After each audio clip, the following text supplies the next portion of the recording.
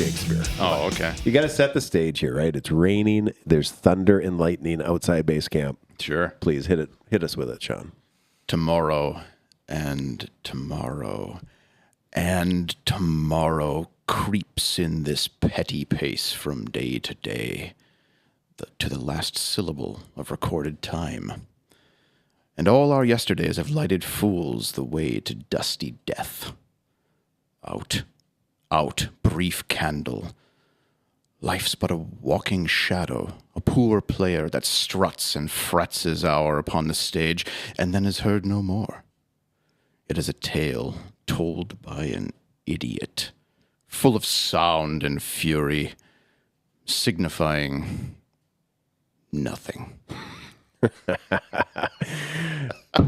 And we will call that the Crusher. Yeah. Macbeth does the Crusher. All right, I got to read you this message. This came in literally an hour ago. It starts, I have to tell you a story. Yesterday, Ron and I left for Utah driving our travel trailer. We had our e-bikes on the back. Around Oshkosh, a woman came up in the right-hand lane motioning that something was seriously wrong. We pulled over thinking we may have had a flat tire on the rig. It was way worse. You know where this is going. I know where this is going. Ron's bike tires had deflated, and it was being pulled behind the travel trailer by the cable lock. Yeah, dragging on the pavement. We researched a nearby bike shop and ended up at Winnebago in Oshkosh. I stayed in the truck with our pup, but Ron met the nicest guy. He not only fixed the flats, but he sealed all of our tires and added a spacer to his handlebars. When Ron told him that we're from Marquette, he said he was coming up to visit you today. Is that wild? That's awesome. Yeah. That's Frida. Frida Wara. Yeah. Oh, great. Yeah. Just sent me the message an hour before you showed up. That's cool. That you get a good check below that. Yeah. Well, Rita sold us our house. Oh, really? Yeah. Oh, nice. Yeah. Okay. She's got Wild, a great huh? story. Well, That's cool. Okay. And she helped us purchase base camp. She was our agent. Oh, no kidding. So our world is just full of Frida. Just got a postcard from her yesterday or the day before. I don't recall remember the name of what the day is, but the day before St. Patrick's Day is a Finnish holiday, and from what I read into it was put on the calendar so that the Finns would start drinking before the Irish. Trying to beat us to the chase there. Competition at its finest. I'm going to probably kill this, but yeah, she's done a lot of things. She's like deep into the world of adventure. It's a big part of her life. Mm-hmm. I met her, this is like around 2000, had no fucking idea who she was, but I was living in Iron Mountain at the time or someplace south of here. And I saw that there was this woman talking about a skiing trip that she took to the North Pole. And I'm like, sounds pretty cool. Think I'll drive up to Ishpeming and hear the story. That's where I met her. Oh. She was the one. Yeah, there was a group of them, expedition to the North Pole. Has she told you that story? Yeah, I've heard the story. Yeah. I don't know if I heard her account of it, but Yeah, well, mine's terrible because I only know part of it. Very, very little, but yeah, pretty amazing. You should ask her about it sometime. yeah, I hope to. We should actually bring her in here and throw her on a mic. Yeah, for sure. It'll be 5 hours. Yeah. Guaranteed. Set the afternoon aside. An easy one for you to do. Yeah, that would be no problem, actually.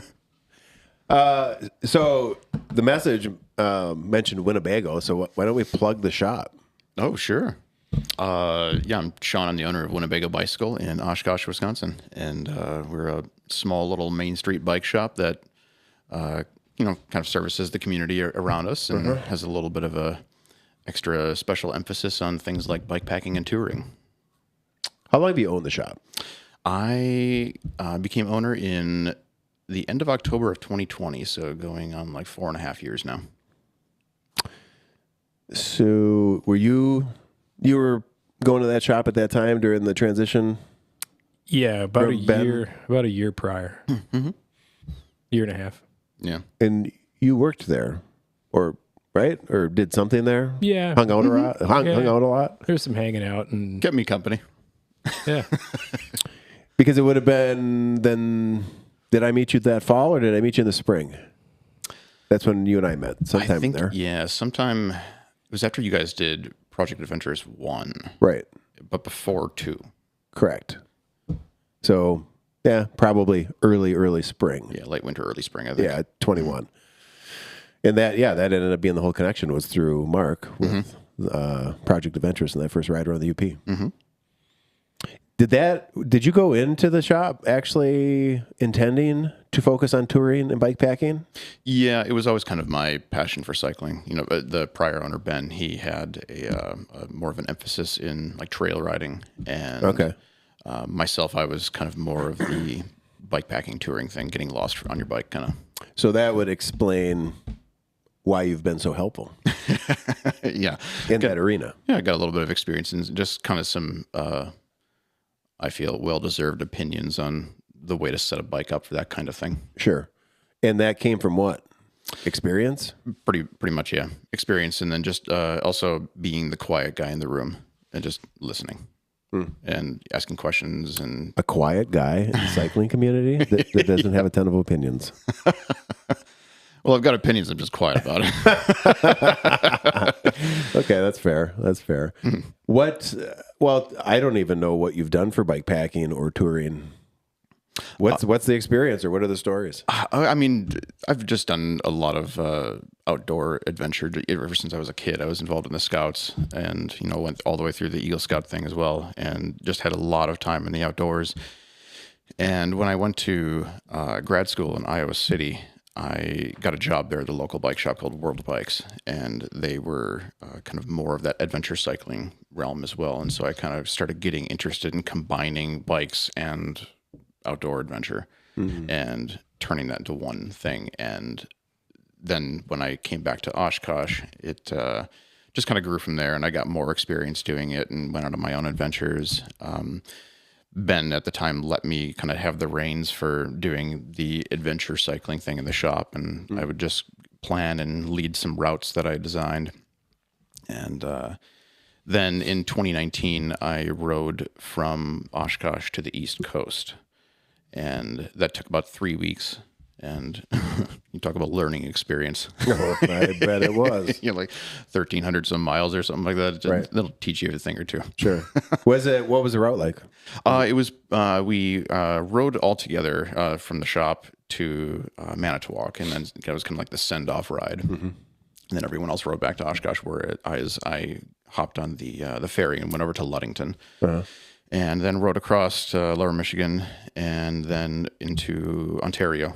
And then rode down to the northern shore of Lake Erie and along that northern shore there, and then back over on Niagara, and then through the Erie Canal, through the Taconic Mountains, which were hell. And then I kind of came out by like New Haven, Connecticut. That's kind of where I made the shore there. Where were you sleeping? In a hammock, mostly. Oh, sweet. So it was outdoors. Every once in a while, I would go to a hotel just so I could like do some laundry, because you get pretty ripe. Oh, yeah. I mean, I think back during that first ride, like our intention had been going into the ride to camp, every night. But there was just no way in hell that was going to be possible, because it ended up being the snowiest October on record. And probably the wettest. Oh, geez. So at the end of every day, I mean, everything was just destroyed. Yeah. So you had to like get a hotel room and take all your shit apart, unpack everything, hang everything, dry it out, just to do it all again tomorrow. Yeah. I did have some decent weather when I was doing that ride, but there were a couple of days where it was like just whipping wind and rain, and I was like, I might just seek some shelter. How many days was it? It was a day over 3 weeks. Okay. And what bike did you use? I used a Niner RLT 9, the steel version. So it was like a gravel bike. It was pretty well suited for about 80% of the ride. And then through those mountains, that's where I learned why you should use an actual touring bike. I had no good climbing gears. Yep. Learning the hard way. Yep. Did you have a dynamo? I did actually, yeah. That doesn't surprise me at all. Why would it? What was the pack setup like? So I had panniers front and rear, some low riders up in the front, and then just regular ones in the back. There were, I think, some Axiom bags that I was using. I did have a Bariac as well. That was kind of my introduction to the use of a Bariac. Oh, okay. How long ago was this? This was in May and June of 2019. Okay. All right, got it. Is that when you first met Joe and Tina? Well, there was another guy at the shop at the time who kind of hooked us up with him, and so I just kind of like only talked to him in passing. But since then, I've got a little bit more of a relationship with them now. Okay. You still sell Bariac, right? Yep. Yep. Just brought one in the other day. Yep. Good product. Yeah, absolutely. USA. Absolutely. Made in the USA. Yep. Did you say you had panniers on that bike? I did, yes. What were they? They were Axiom. I forget the model numbers, but they were like a roll top bag. If you think back to that ride, what were the big things you learned? Well, first of all, I think the biggest lesson that I learned is plan around the worst case scenario and don't be afraid to sacrifice performance in the best case. Meaning that I didn't need gears that were that high. Right. I should have used lower gearing. I should have actually used a smaller wheel size too. What were you running? I was running 700 by 38, and I should have been running 26 by 2. When it comes to like just touring, not necessarily off-road touring, but on-road touring, I've become a big fan of the 26-inch wheel size. Especially if you're going to be doing any major amount of climbing, it's a little bit easier for like winding the wheel up. You can get up a hill a little easier. If you have to repair in the field, every shop out there is going to have 26-inch parts. That's something I've appreciated in working with you, like on the stuff that we've done, is the level of thought that you put in to everything. To the point of, somebody might look at that and be like, damn, that's excessive. But it's really not, because you are setting yourself up in the best possible scenario to be successful. And just that note you said on the 26-inch wheel, that if something goes wrong, damn near every shop's going to have some option for you. Yeah. And I'll admit, if you're in the States, like nowadays you can find most things for 700 or 29 too, but guaranteed you're going to find something for 26. Yeah. Especially if you're doing any kind of world touring as well. What else did you take away from it? Did you have any major gear epiphanies besides the wheels and the gearing? Yeah, I did. I came across the idea that it would be good to not only outfit my dynamo setup with a rectifier for doing charging of stuff, but also a headlight. Because there were a couple times when I did run into an issue of my headlight started to kind of die on me as I was nearing my stop for the day. Sure. And so I thought, I'm probably going to have to start figuring out a way to run them in tandem. Yeah.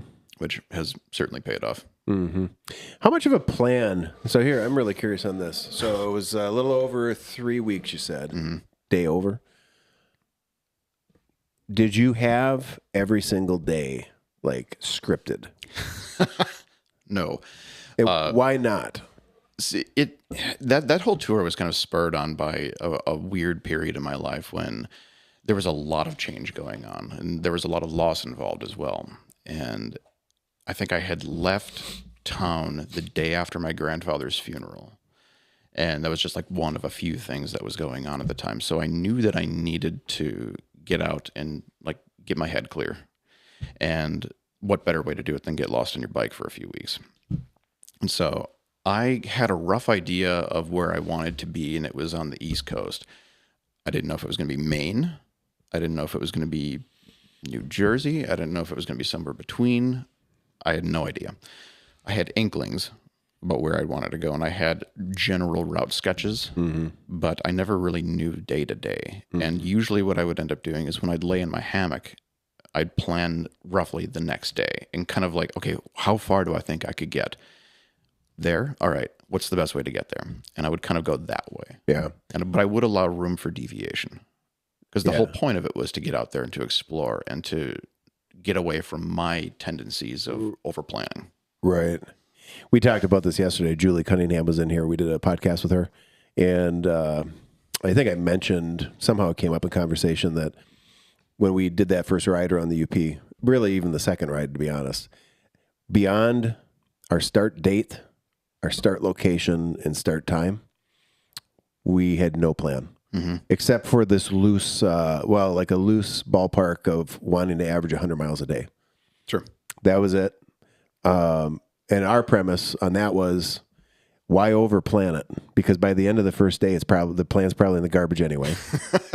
And you're redoing the whole damn thing. Right? Yeah, exactly. Yeah, I had to do that a couple of times. Yeah. Sure.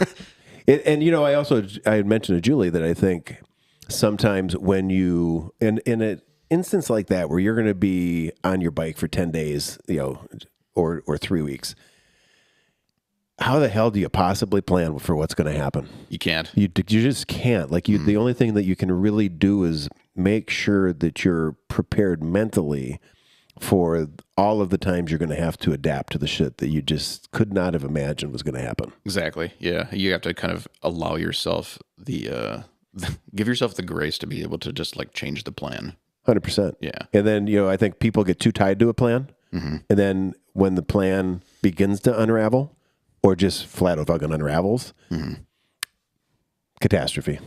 I think that's when they quit. I think that's when they give up. That's when they convince themselves, I never really cared about this anyway. I don't need to do this. It's not a big deal. And they just walk away from it. Yeah. It's because the plan came undone. Yeah. I mean, I hadn't planned on feeling like absolute hell after my first couple of days. I think I got to Clare, Michigan, I think it was. And I was dying. Sure. I hadn't done a single ride that whole year leading up to that.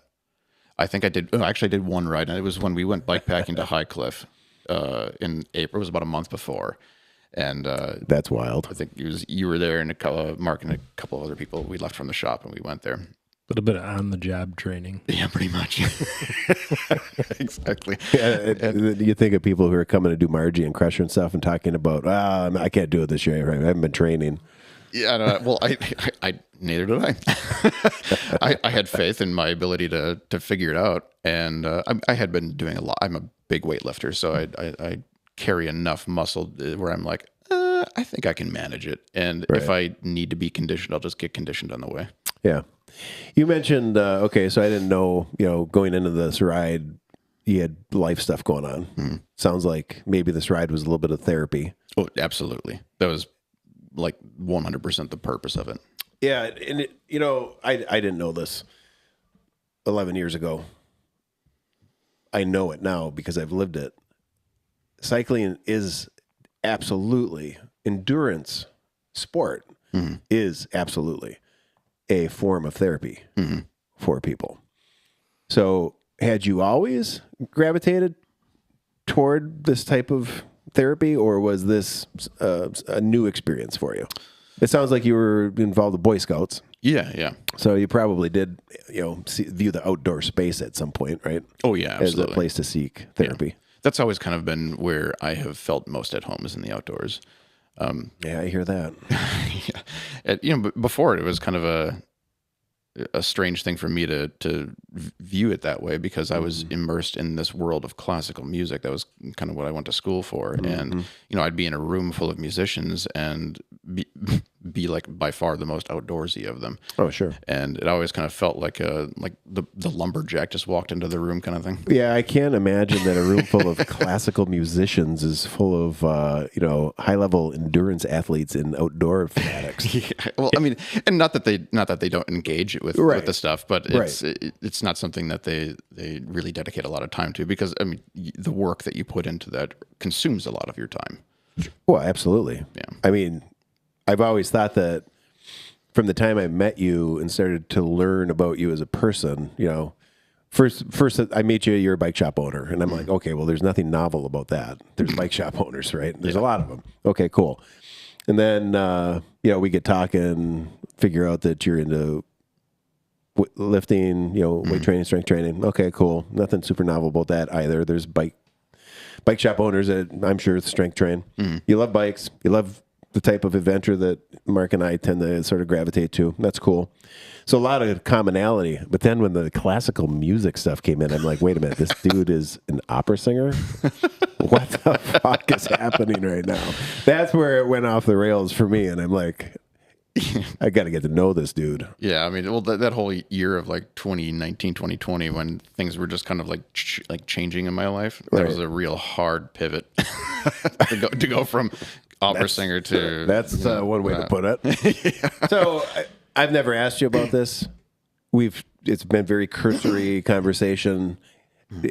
I mean, talk about this background. So to me, classical music, opera singing, like to me, that seems like an intense arena to be in. It is. It's very competitive. And I would think that also. And I feel it's become even more so over the last number of years since the pandemic because Okay. there were a lot of opera companies that went under. And there's Fewer opportunities. still like the same amount of singers. Sure. But yeah, it was always kind of a stiff competition world. And I'm not really that competitive of a person, which is why all of the kind of stuff that I engage with is usually solo activity. So, Sure. And if it's not solo activity, it's meant to be fun. Where did that path start? Well, it started back in high school, actually. I was supposed to be going to the University of Wisconsin Oshkosh for like engineering or like computer science or something more of that ilk. And I was always pretty talented with mathematics and science. It was kind of the thing that I gravitated towards the most when I was a kid. And when I was a senior in high school, I kind of realized that really my motivation behind it was because I loved blowing things up. And so physics class was, of course, incredible. You're officially on a watch list now. Oh. I outed myself. But I realized that even though I was good at calculus, I didn't want to do calculus. That's fair. And I had kind of a little bit of a breakdown moment one time when I was in a voice lesson because I was involved in the choral activities at the high school I was at. Okay. And I was taking voice lessons from the choir director. And really the only extracurriculars I ever did were a few things with like the physics stuff, but then also a lot with the choir activities there. Mm-hmm. And my teacher just kind of sat there for a moment and he pondered and he thought, well, you do mostly just music for fun. Have you ever thought about pursuing that? And that was when a light turned on in my head and I thought, no, I hadn't thought of that. Mm-hmm. And it was way late. But I was way past the audition times for the university. Right. Like months. And they were gracious enough to allow me to have a really late audition. And they said, yeah, sure, we can, you can have a place here. And so my intention was to go to UWO for a year or two just to kind of learn the technique and, that kind of thing. But then go somewhere that specialized in music theater because that's what I wanted to do at the time. This is when? This is my high school. It was like 2006. Okay. And then after a little while of studying there, I started to kind of realize the real depth that there is in the realm of classical music. Mm-hmm. And there was one time in, I think it was, I want to say December of 2006, I went into a coaching, and a coaching is where you've got like yourself and or your accompanist and you're in this room with, the master, and they listen to you play and then give you tips on like the delivery of things. It's not necessarily a technique thing. Vocal delivery? Yes. Yeah. Okay. That, singing, phrasing, how to do, the coloring of things, diction as well. Like, are you pronouncing things correctly? Mm-hmm. Mm-hmm. And coloring, is that tone? Yes. Okay. Yep.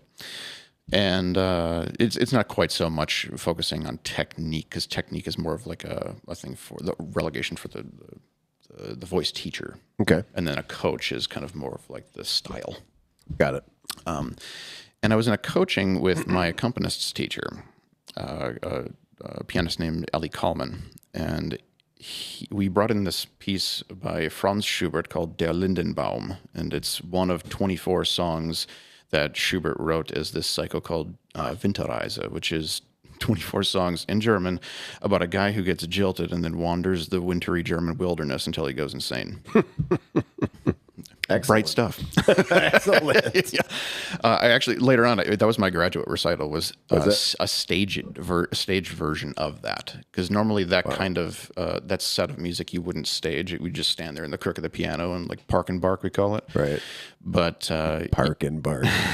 but I added like blocking, stage stuff elements as well to it to kind of enliven the story a little bit more.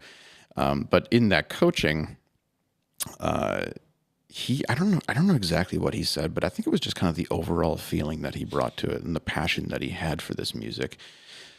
And it just opened my eyes to how meaningful that music really is, because I had always viewed it as being somewhat kind of dry or stilted, but it really is very impassioned, and I came to love it.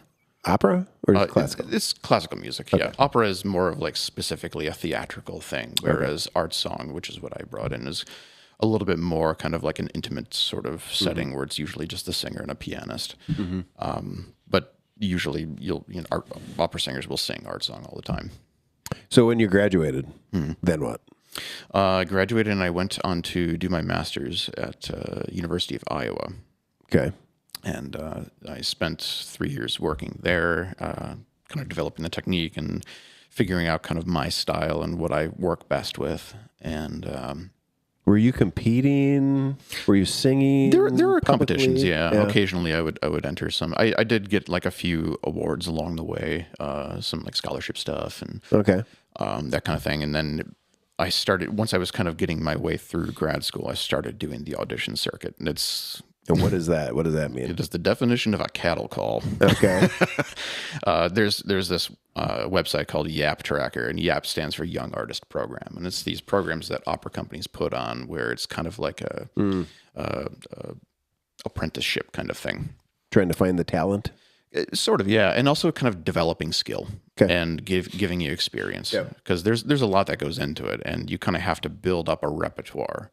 And so you end up doing all these like smaller roles, and then you can cover larger roles as well, and you get all this experience under your belt. And so you go and file all these applications to audition for these YAPs, and then you go to someplace like Chicago or something like that, do a bunch of auditions, and see what happens. And there were a couple things that I got along the way, and I think the most fun one that I ever did was spent a little over a month in Italy singing there. That was a life-changing experience. That was pretty amazing. A month in Italy. Yeah. Just singing. Yep. Wow. Singing, drinking wine, Here's a question that just went through my head as you're talking about this. Sure. So I'll use basketball as an analogy to try to get to what I want to ask. NBA players they have certain styles, right? In the way they play. There's slashers, there's post-up players, there's three-point shooters, whatever. Defensive specialists.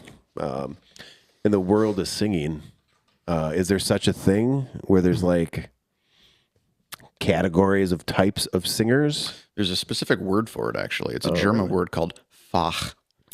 Okay. Yep. F-A-C-H. Okay. F-A-C-H. David Kate, if he watches this, is going to eat this shit up. He's in Germany. Oh, really? Oh, yeah. And he'll just, when he comes to do our events and volunteer and shit, Oh, cool. half the time he's talking to you, he's speaking English, and then he'll just switch at the most annoying possible point in the conversation where it's also the most important, and he'll start speaking German. And then nobody knows what the fuck he said. And he does it absolutely on purpose. just to confuse the hell out of you. Yeah. Love you, David. Yeah, there's a system called the Fach system, and it kind of goes into categorizing what type of roles a singer would get. Okay. And it's based mostly on things like their timbre, like what is their sound quality like, what's their range, what's their stamina for the duration of the role. Where's what's called tessitura, which is the Italian word that kind of means like the average range where they shine best.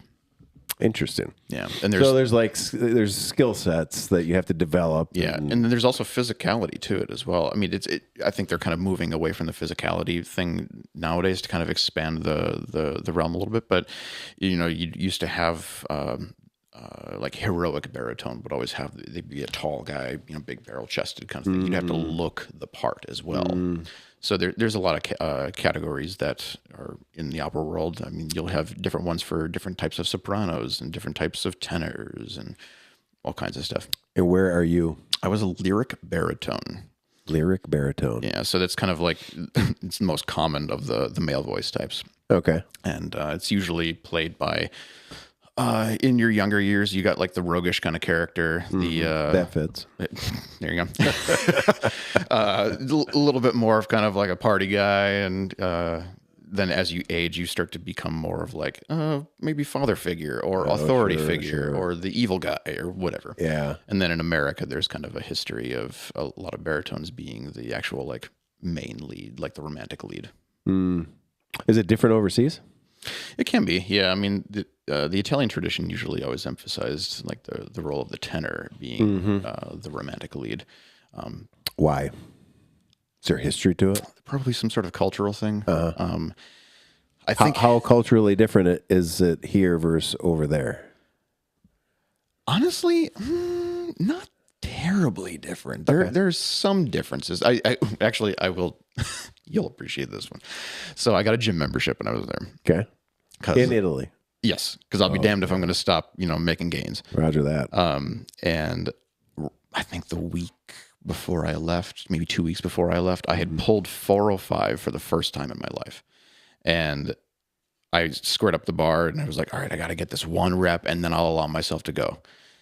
And I got 3 reps out of it. I was like, shit, all right, I'm ready. I weighed 200 pounds. I'm 5'9", 200. I get on the plane, I go over there, and I get a gym membership, and I start lifting. And I square up with roughly, it's kilos there, so it's not quite 405. But I took every large 20-kilo plate they had in the gym because they only had that many. Their idea of exercise was like smoking on the treadmill. Italian. My wife's Italian. She doesn't smoke. Oh, fair. Not that I know of. But I remember squaring up with this bar, and it was like, he was like in Westerns when the bad guy rolls into town and everyone just stops. And they looked at me, stopped pedaling and stopped striding on the treadmill and just stared out of fear. Because there's this weight that none of them has ever seen a human being pick up in real life. Sure. And I'm there just like calm as a cucumber because I don't get hyped up when I lift. I'm very zen about it. Yeah. And there was a personal trainer in the room, and he left his client to go stand next to me to just make sure that I didn't like shoot discs out of my spine or something. He was going to catch the discs that shot out of your back. Exactly, yeah. And I get up there and I start lifting this and I get a few reps out of it and I finish and I undo my belt and I kind of look around and everyone just goes, and back to what they were doing. But every time I'd go in there, the people who were there regularly would be like, oh, here comes that guy. Oh, yeah. You were that guy in Italy. Yep. They had a little bit more of a value towards like endurance stuff and being trim. I was just wanting to be a beef castle. That's all I cared about. A beef castle. That adds up, though. You know, when a lot of Italians, thin. I'm trying to think of Stacy's family. The Izzos, actually, related to Tom. Yeah, I'd say Kathy's brothers. Kathy's a little shorter, Mike's shorter, but well, I mean, he's strong. They're strong. Yeah. But not big. And I haven't met a big burly Izzo yet. I don't think. Maybe I didn't. Yeah, I mean, it blocked it out of my mind. There, it's like you just walk around everywhere, and it's just hot as hell every single day. Sure. I remember I got rashes on the inside of my elbows and everything because it was just hot and humid, and there was no AC. I used to go to the grocery store just to stand in front of the meat area so I could cool off. I pictured you standing in front of the meat area, and that is a photo that makes a lot of sense. It's just like this look of, like a dejected look on my face, like I just want to be cool. No, the meat coolers, that would be our happy place. Yeah, that's fair too. As long as there's a grill. Yep. So what's the relationship today with music? You're a bike shop owner. Yeah. Running a successful shop. Mm-hmm. So where does music fit into the world of Sean? It's basically I kind of participate in at my own leisure. Okay. Whenever I want to, I can usually put something together. I was supposed to actually do something at the beginning of February, but I ended up getting sick and had to postpone it. And I think it's going to be in the fall now. Okay. This is like a public performance? Yep. Yeah, just a little recital. I used to have to learn a lot of repertoire that I won't say that I didn't care for it. I'll say that I had to learn to like it. Okay. That's very politically correct. Well, it's also kind of like what you have to do if you're going to be that makes acting it sense. too. You have Sure. to justify what you're doing on stage. I think And I'm an advocate for doing shit that you don't like to do just for the sake of doing it. I wouldn't have known. Yeah. But nowadays I kind of just pick up repertoire that I like to do and just put something together. Occasionally I'll work with the Oshkosh Chamber Singers and the Oshkosh Symphony. They just did Fauré's Requiem in November, and I got to be the baritone soloist for that. That was amazing. And then occasionally I've been known to dip into the open mic night at the local coffee shop and just sing some folk tunes a cappella. Oh, I like that. Did I hear correctly? You have a girlfriend, right? Mm-hmm. Okay. Well, yeah. Didn't you roll in her vehicle? No, that was my grandmother's vehicle. Oh, that's your grandma's. My girlfove has my vehicle because hers is in the shop right now. Grandma for the save. Shout out. What's her name? Sally. Shout out to you, Sally. Love you. Fuck, I forgot where I was going with that. With my girlfriend. Oh, doesn't she sing? Yeah. She's a jazz singer in the Fox Valley area. Really? Mm-hmm. That's actually how we met. Was professionally? Yeah. She does some gigging every now and then. Oh, so if somebody listens to this who's in Wisconsin, or they're going to be down in that Oshkosh area at some point, where are you guys performing? Like, where would they look for you? Generally, you'll find her most often doing the little pickup performances with the Jazz Orgy. It's the jazz group in Oshkosh that gets together at the Beckett's restaurant on Wednesday nights and Fletch's tap room or bar or whatever, I forget the name of it, on Sunday nights then as well. And she gets up there and just jams with them for a little bit. Where would they find you? Oh boy. On the rare occasion when I come out from underneath my rock. Yeah. Let's see. Usually I just post about things online on Facebook, just for my personal account. But gotcha. There's like a lot of churches who put on chamber music series. There's one First Congregational Church in Oshkosh. They do a little chamber music series that I get involved with sometimes. What I'm curious. My guess would be I've never been a classical singer or a singer of anything, but I would think that it seems like something you've got to be really dedicated to it. Mm-hmm. It seems like just something that it's going to be really difficult to be really good at. It is. It's and over the years I've kind of developed a little bit of a working theory about how that kind of thing works when you're talking like talent versus skill. Mm-hmm. And I have pretty strict definitions of that, talent being what you bring without much conscious thought. Mm-hmm. And skill being the thing that you actually have to put conscious thought toward. Okay. Some people are born with the right anatomy that just is resonant and has, a good strident sound. They don't have to do as much work. Or maybe they grew up in a family that all spoke with good, healthy tones, and they just kind of picked it up without having to think about it. Environment.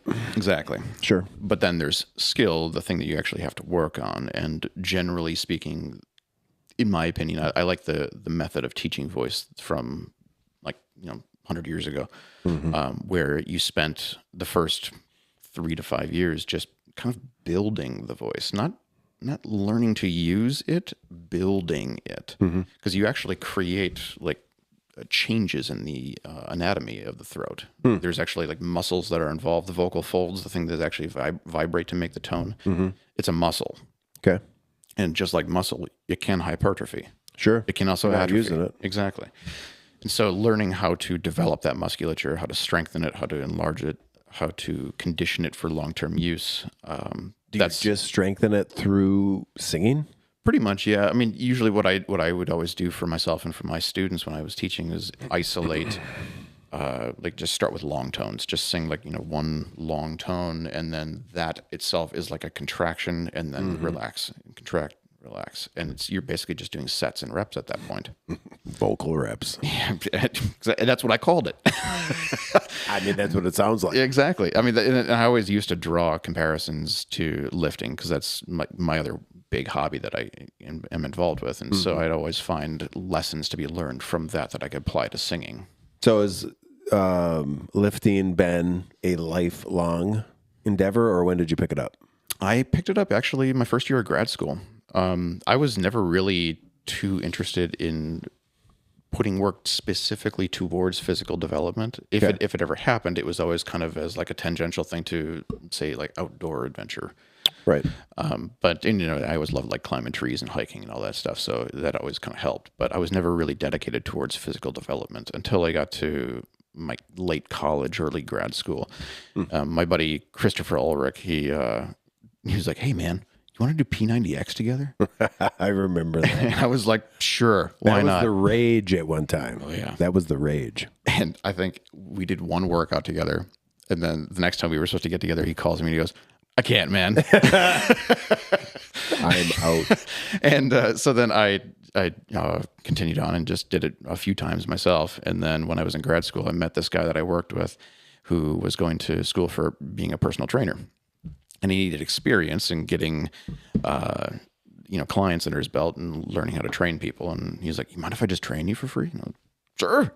So he taught me how to lift, and I got into it, and I kind of stuck with it. When I moved back, there was about a period of a year where I didn't have the equipment or the money to like join a gym. Okay. So I just kind of, my dad and I were out driving one day, and we saw this giant tractor tire on the side of the road, and we just flipped it into just took it and put it in his van, and then I put it in my yard there, and just flipped the tire around. I had this giant steel pipe that I would just hit the tire with, like, doing a sledgehammer kind of stuff. Sure. And I'd just do pull-ups in the rafters of the garage until I could afford my own squat rack.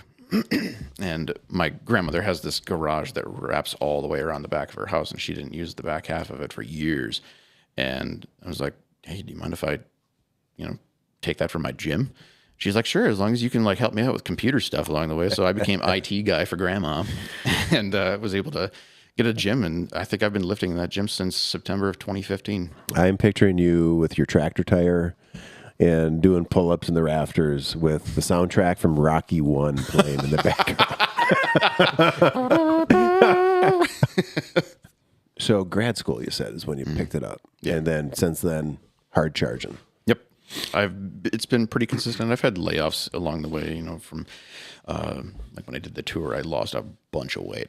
Oh, sure, I bet. Yeah, when I was in Italy. What did you lose? Oh, geez, I think I lost like 17 pounds in 3 weeks. And then when I was in Italy, I went from about 205 down to like 178. Even though I was still lifting over there. It's just because I was constantly walking everywhere and sweating my ass off. Mm-hmm. And then I've had like, a couple injuries here and there just from, being a human who's alive. Well, for sure. But you're going to get injured. Exactly. Yeah. And that's just, when you make peace with that, then suddenly you're like, you don't care anymore. Yeah. You just work through it. Yeah. But I've had to rehab things before, and it's worked out pretty well over the years. So I'm curious, because we haven't got too deep. We've during the long sessions in the shop, we've talked about lifting and what you're up to. But how do you approach it? What is and I'm sure that probably changes depending on what your goals are for lifting at that particular time in that year or whatever. But I'm curious, just in a general sense, how do you approach lifting, strength training, whatever you call it? Like, what is its role in your life? Because you're also a cyclist, which we'll get to this, because it seems like there's this polarizing relationship between, because you're a high level strength training. I mean, you're lifting heavy weights, not weights that you see most cyclists. Yeah. But then at the same time, you are a cyclist, you own a shop, and it just seems like there's this weird relationship between the two worlds. You do kind of have to allow one to dominate over the other from time to time. Yes. Like last summer, I spent more time riding, and I was kind of just taking a step back from lifting. Yeah. And over the course of the winter here, I kind of ramped back up in the lifting a little bit more. Yeah. But in general, I train mostly for strength, and for me, that's production of force against an external resistance, and I'm very staunch in that definition. Yep. And I train movement patterns, not body parts. Yep. So I train a squat, I train the bench press, I train the press or the overhead press, deadlift, and usually some sort of vertical pull like a chin up or something like that. And that's pretty much the majority of what I do. Yeah, that's a good wheelhouse. Yeah. And it really is. And so I just kind of work on trying to develop as much force production in those as I can. So how do you approach your sets, rep range, weights? You a low rep guy, high rep guy? You know, how do you approach volume? How do you approach weight? I'm just curious because we've never talked about it. I generally have always responded well to higher weight, lower reps. Okay. I don't respond very well to higher rep work. If I do any higher rep work, it's usually something that I would do more for conditioning.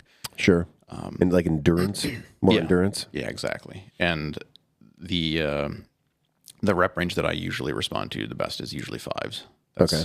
If I can do 5s, I'm usually able to at least maintain, if not build, some strength. What's a workout look like right now for you if you go in?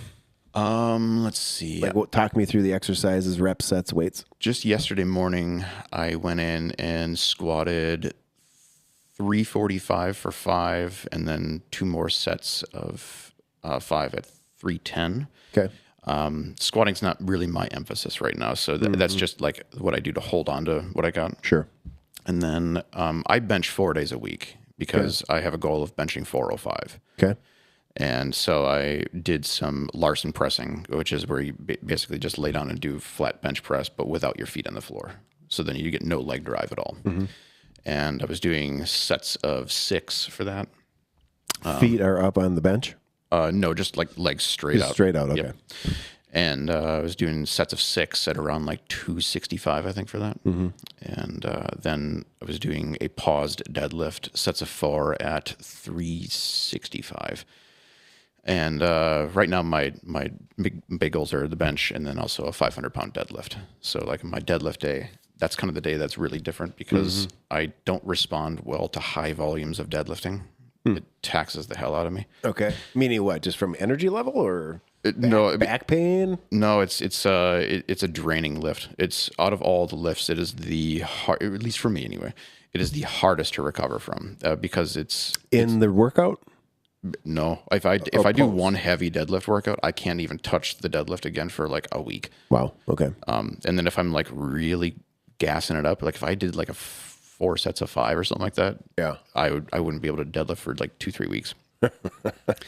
And the reason is because it's a concentric lift. Yeah. Because you don't have the eccentric loading like you do for a squat or a bench. Right. You start from the bottom from a dead stop and never bounce your deadlifts.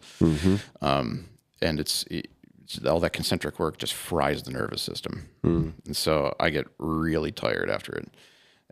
But I am right now trying to push it up. So I'm doing a heavy double. I think my last heavy double was 450. I think I did on Tuesday, I believe, Monday or Tuesday. I did a double at that. And then I did. What is a heavy double? A heavy 2 reps. Okay, 2 reps. Got it. And then I did 8 more doubles at 400 pounds. Okay. So it's a lot of work, and I was just fried afterwards. Did some more bench work, and then just did some assistant squatting. So. How does it benefit? I mean, why do you do it? It started actually just because I was always the skinny guy and thought, hey, it'd be kind of cool if I didn't have to be the scrawny dude in the room. But over time, it became more of like a discipline thing for me for the mentality of it, because you have to plan things out in advance, and there's promises to keep in terms of like setting out a program and actually sticking to it. Right. And I think that's a really beneficial thing. And there's something really magical that happens when you subject yourself to voluntary hardship. And there's a different thing when it comes to like endurance versus strength training. Sure. The big thing that I find is that very immediately there's the part of your reptilian brain that activates and says, I'm going to die right now because I'm squatting like 400 pounds. And you think there's a part of you that thinks we're not going to make it. And you have to face that every day, continually like facing off against that. And eventually you can condition it to kind of calm down, hence you get stronger. But doing that all the time changes you. And I think for the better. So I kept doing it for that reason. That's the primary reason why I continue to lift. Yeah, the squat and the deadlift are two exercises that I think are absolutely critical components for effective human strength. Absolutely. And they are the two exercises that everybody's got a goddamn reason they can't do it. And here's the thing. A lot of those reasons are pretty bad reasons. Essentially, what they're doing is they're creating this identity as someone who doesn't do squats or deadlifts. It's the identity component. It's the identity component. Yeah, that drives me insane. I've actually taught people in their 80s how to squat. If you can stand on your own, I can teach you to squat. Absolutely. Absolutely. I mean, I'll be honest. I got two boys, one's 21, one's 14, and they have been taught how to do things the right way, the proper way, to have balance in their workout, to do squats. I mean, cable, not so much cable, like it's more body weight stuff for him yet because he's 14. Oh, yeah. But Gavin at 21, I'm like, you should be doing deads. You should be doing squats. What do you think if he's going to skimp on the old workout? What do you think is getting pulled? Yeah, exactly. Yeah. And yes, Gavin, if you ever listen to this, I'm calling you out right now. I'll admit, squats are the one that even to this day, every time I square up at the bar, there's a little part of me that's afraid. Well, I mean, with the weight that you're saying that you're doing, what's your max? In the 400s. Okay. I don't care who you are. When you square up to a weight like that, shit gets real. Yeah. There's no doubt. Absolutely. Like, if you're going to step in, I think if you're going to step into the rack with any other mindset, get the fuck out of the rack because you could get hurt. Yeah. And deads too. It's more from deads to me are miserable. Oh, yeah. They're absolutely miserable. Yeah, they're miserable. The thing about deads that makes them a little less frightening is that it's easy to bail on them. Exactly. And the whole reason to do 100%. Them is so you can forego that. Yes. And learn to not bail on it. Yeah, they're tough. You can injure yourself if you're doing deads improperly. Just if you got shitty form, it's not hard to hurt yourself. But like you said, you can get out away from the weight a hell of a lot easier on a deadlift than on a squat. Yeah. Yeah. The liability or the consequence of not squatting correctly is high. Yeah. Absolutely. How do you, I know you said last year you probably rode more, which maybe took time from weight training. How do you balance the two? I kind of at some point have to realize when I have to put the big weights down, because when I was doing more riding, I dropped the weight and I upped the reps just so that it could support me in terms of my endurance. Okay. And I was able to, and I also was doing a different diet. I was doing more like a keto / carnivore diet last summer, and I noticed instantly that my power dropped. But I was able to maintain consistent bouts for much longer because you're much more efficient energy-wise. Okay. I've heard that. I haven't experienced it, but it's pretty cool. I mean, just steak every day. So, That does not sound terrible. No, it does not. My apartment smelled like hell, though. But my wife and kids, they never ask what I want for dinner anymore because they know there's one answer. Steak. I got really good at steak wrapped in bacon. That was my big one. Oh, jeez. It's that's almost a sexual experience. It was phenomenal. That's amazing. My cat always got little scraps too. So she appreciated that. If you were told you had to pick one, strength training or cycling, you had to quit one. You could keep one, but you had to quit the other. What would you do? That is a hard one. Because cycling I do primarily for fun. Yep. And that's what I do for to enjoy life. Sure. So that'd be hard to give up. I think, I'd have a hard time letting go of the barbell, I think. That's my answer. Yeah. I think I'd probably stick with the barbell. Push come to shove. here's my answer. Here's my personal why on that. I love both. I don't know if you've done structured cycling training with a coach, like you did on, not with a coach, no. on weight training. I've done both, coached on weight training and coached cycling. And I appreciate the process of both very much. And I have absolute respect for the dedication and the commitment that both require. But if I was forced to pick one, I would immediately default to strength training, because to me, I see it being beyond performance, just being a tool of survival. Like if you're going to be a force in the world, you need to be strong. And times I have felt at my weakest is when I am in my highest cycling form. That's why I would pick strength training. Yeah, there's a coach out of Texas who talks about the stronger you are, the harder you are to kill. Exactly. And part of that is because with strength training, there's an added benefit of like much greater density of bones and connective tissue. Yep. And so with being able to produce more force, everything about the organism adapts to it. And name one activity in life that does not involve production of force against any kind of external resistance. Oh, survival requires force. Yeah, everything does, even standing against gravity. Absolutely. So like the stronger you are, the more capable you are of interacting with your environment.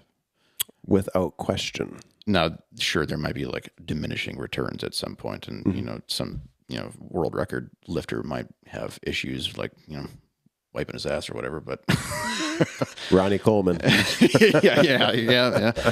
Hey, man, the dude's a wreck. Yeah. That's the way not to do it. But man, I mean, the things that dude did.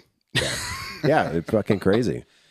Crazy. When you look at the elites, the professionals, it is mind-blowing. It is. I also think, though, that is the part of lifting, weight training, and that gym ecosystem. I think it's that side of the sport that has turned people off to it. Like your normal everyday man and woman. I think it's the bodybuilding side, the 23-year-old boys flexing in the mirror, grunting for effect every time they lift something moderately heavy.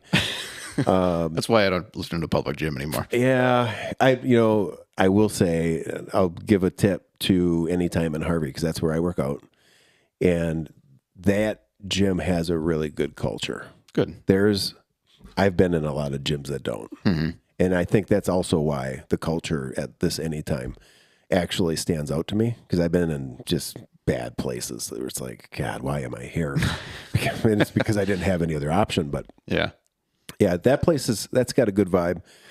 Most places don't. They're intimidating, and I don't know. Like when you're in a space, if people are there to strength train, I don't like to go in. Like I'm not there to be chatty Cathy. Yeah. I mean, that's literally what my job is day to day outside of the gym. It's this, which is great, but you need a break from it occasionally. Yeah, definitely. So I think that is baked in to going to the gym, where people aren't necessarily there to talk, which makes it that much more intimidating. Yeah. And then if you see, there's some guys in the gym actually in Harvey that I'd say they're lifting some big weight. There's a solid core of dudes they're throwing some heavy weights around. That's intimidating. If you're over in front of the dumbbell rack and you're curling the 10s and you look over and you see a guy deadlifting 400 pounds, you're like, keep me away from that animal. which honestly, it is kind of a shame that it is like that too, because if you want to get stronger, one really good way to do it, pick the strongest dude in the gym and ask to help him load his bar. Yeah. That's moving those plates around. You'll get stronger just doing that. 100%. And, I think also, I said nobody's there to be chatty, but just befriending that person, because at some point, if there's that connection and relationship, you're probably going to be able to pick his brain. Right. Yeah. Although it seems like the people who need some guidance don't want to ask for it in the gym space. And then I always love the guy that'll come up, right? I don't give up off heavy vibes, like, hey, please come talk to me. But it invariably happens that some dude will want to come up and for some reason thinks that you look like you need some guidance on how to lift. Yeah. And those guys drive me crazy. It's like, bro, I don't even know who you are. Yeah, no kidding. I've had that happen before too. Because the way that I squat low bar, and that usually involves a little bit more of like a forward lean to the torso. And one of the reasons I do it is it matches my anthropometry better than a high bar squat does. But B, I actually want to stress my spine. Because how else is it going to get strong? Like the only way to make any kind of change happen to a biological organism is to stress it. And so I didn't start by throwing 400 pounds on my back and hoping that I wouldn't fold over. I started with the empty barbell and I just added 5 pounds every workout and continued to do that. And you get stronger over time. And now I can handle bigger weights with that forward lean to it. But people will still come up to me and be like, man, you're just too far bent over. You're going to blow your back up. I'm like, no, this is why I'm doing it. Right. Don't you think there's some anatomical nuance though? Because each person in their body is built differently. Yeah. There's going to always be like small variations in how someone squats. Like for myself, I have really long femurs. And so I almost kind of have to have a forward lean to my torso. Otherwise I'm way too balanced in towards the back and I'll just like fall over. But if I'm, a lot of people will have like femurs that are shorter and their knees don't go as far forward if they're low bar squatting. Right. Well, okay, so then I've got to have like really forward knees as well. So it's a weird style of squatting that I've got. It's almost like a kind of a hybrid style. But hey, it's good for my legs, I suppose. Built some huge quads doing it. Do you lift year round? Yes. Essentially, short of like sickness or injury. Yeah, and then the only thing that varies is just kind of the emphasis. So if I'm doing more riding, then I'll probably just lift higher volume. Yeah. Honestly, I think I still, even when I'm doing strength training, specifically like in the off season, I'm still doing high volume because I do a lot of sets. There's not a lot of reps per set. Yeah. Are you always between 2 and 5? If I'm working on strength, I find sets of higher than 6 to be non-productive. So usually it's between like 2 and 6. Yeah. I'll have to send you the link. I just listened to it was an episode on Huberman Lab about strength training. It's a long one, which most of his are, but it was really good. And it was really focused on just building strength and essentially force. And his sweet spot is like 3 reps. Triples are great. Yeah, I love doing those. That's what I do for my primary bench work right now is triples. I was doing 330 or 335 on last Sunday for triples. Yep. Yeah, it was great. I love doing that. Yeah, I'll send you that. Do you listen to podcasts at all? I do now. There you go. There you go. You're doing something new. Exactly. Yeah. Hey, can you reach that made up thing? Oh yeah. Let's give them a plug. Oh yeah, bring that up into the bring it up here. Well, there you go. So, give the quick story here. I think you and Mark can tell the story. Somehow this came from you guys, from Ben, right? Yeah.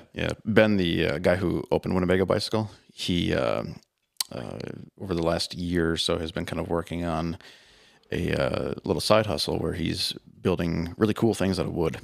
And he started off with like a helmet rack for cycling helmets and shoes as well. And it kind of branched out from there. He went into some more like decorative things as well. I've got a giant world map that he made. But yeah, he's making cool stuff and he offered up these things and his little business is called Feel It, Want It, Need It. Are you sure that's wood products? Okay, I guess we'll go with it. Yeah. If you Google that, don't blame us for whatever comes up in the results. Yeah, but he's got a pretty cool thing going. I've been over to his little shop in his garage where he builds this stuff.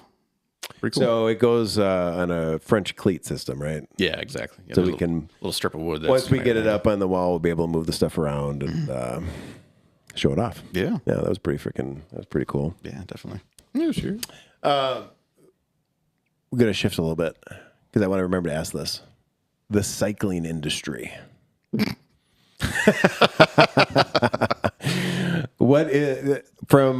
I'm hearing that it's tough. It is. So talk through it a little bit. I'm just curious because you're here, you're a shop owner. What, from your perspective, you go back to COVID, bike explosion, just play it forward. Like, what have you seen happen? What, in your opinion? I know you're a thoughtful guy. You're articulate. Most of the time. What do you think's going on? Where's it going? It's really hard to say. I think that there was just a lot of weird mistakes that were done along the way. And What were they? just a lot of reactionary stuff. People just acting without thinking, buying too much stuff. So this would be like shops. Are you saying? Yeah, shops or companies. Companies as well. Like everyone did it at every step along the chain. Yeah.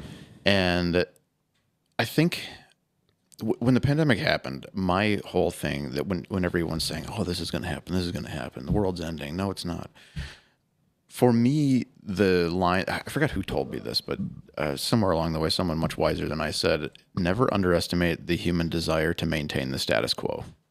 What do they mean by that? Things will come and go with time, but generally the trend is always going to continue. Oh, the trend is the trend. Exactly. So there's a spike in cycling ship, but it's going to reset to what's normal. Exactly. Yeah, that makes sense. But our greed. Our greed would not allow us to see that. And so, yeah, I think everyone wanted to make a quick buck. Sure. And Who doesn't? It worked for a lot of people for a while. Yeah.